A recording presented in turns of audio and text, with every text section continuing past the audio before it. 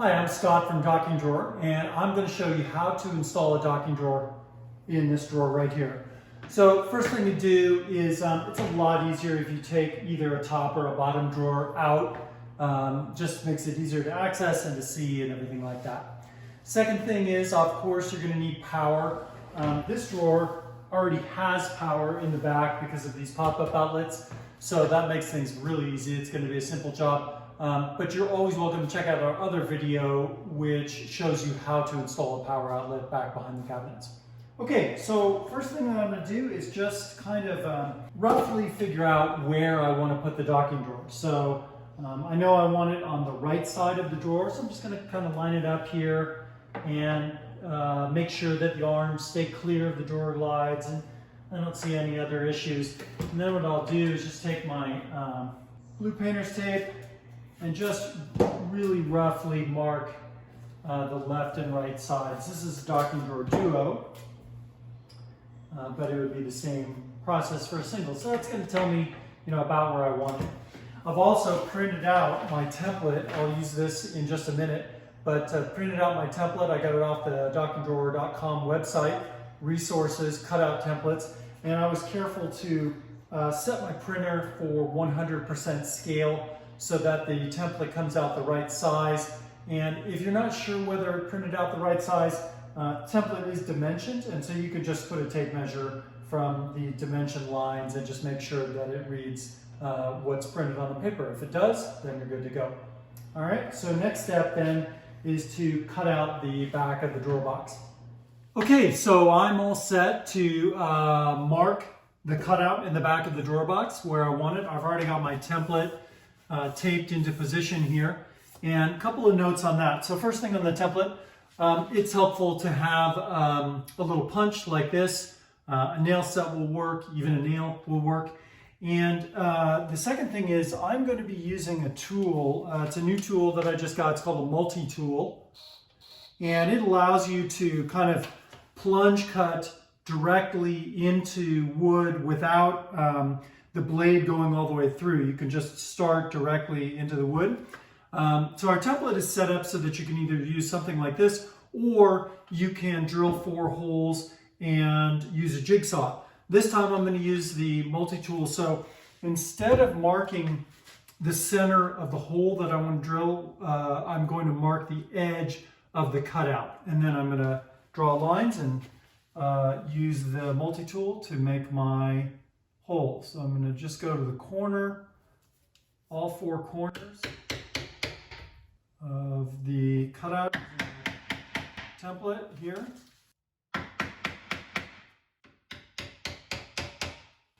Okay, so now I've got all 4 corners of the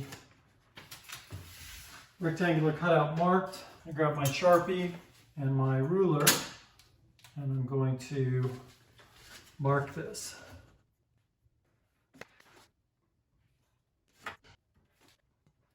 Okay, all set. So now, as carefully as I can, I'm going to use my multi-tool to cut this rectangular hole in the back of the drawer box.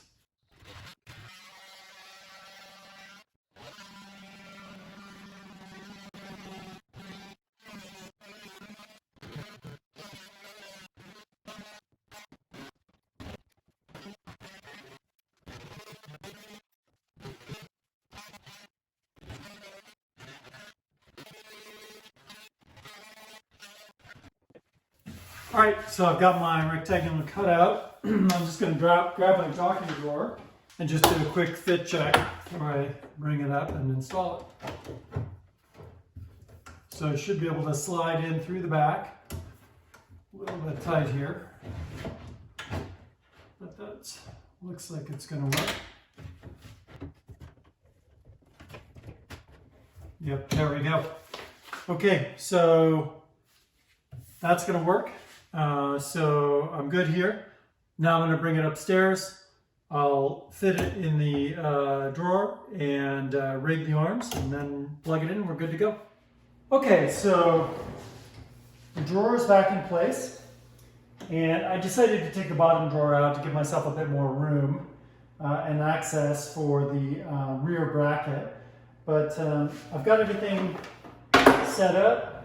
And so what I'm going to do is just grab my mounting screws. So I'm going to take the 4 washer head screws that are used for the rear bracket. That's these guys with the kind of big round washer head screw. And then I'm just going to get under here. First I'm going to grab my Sharpie and kind of position where I want the rear bracket both so that it's parallel with the top arm, and also left and right so that the arms center behind the drawer box. To make sure that this bottom arm is parallel with the bottom of the drawer box or the top of the cabinet, and that it's parallel with this top arm as well.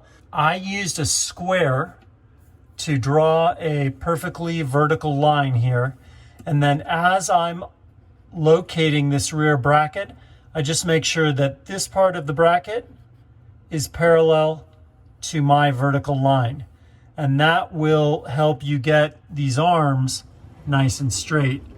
The problem is that if they're not straight, they will often bind up and cause problems with the drawer glide, soft close glide, not pulling the drawer all the way back.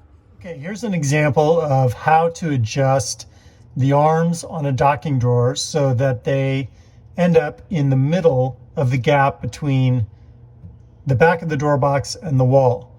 So these screw holes here, the mounting screw holes, are slotted, and if you push or pull according to the slots, that's going to center the arms.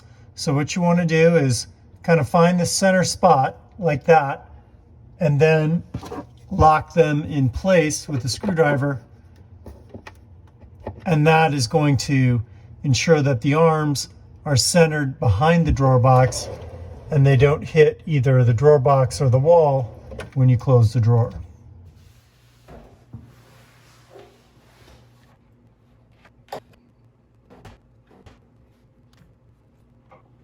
Okay, so there's my mark. I'm just going to test this out a couple of times to make sure that it's in the right spot. And I'm going to put in the first mounting screw, and that'll kind of hold everything in place, and then the rest of them are really easy.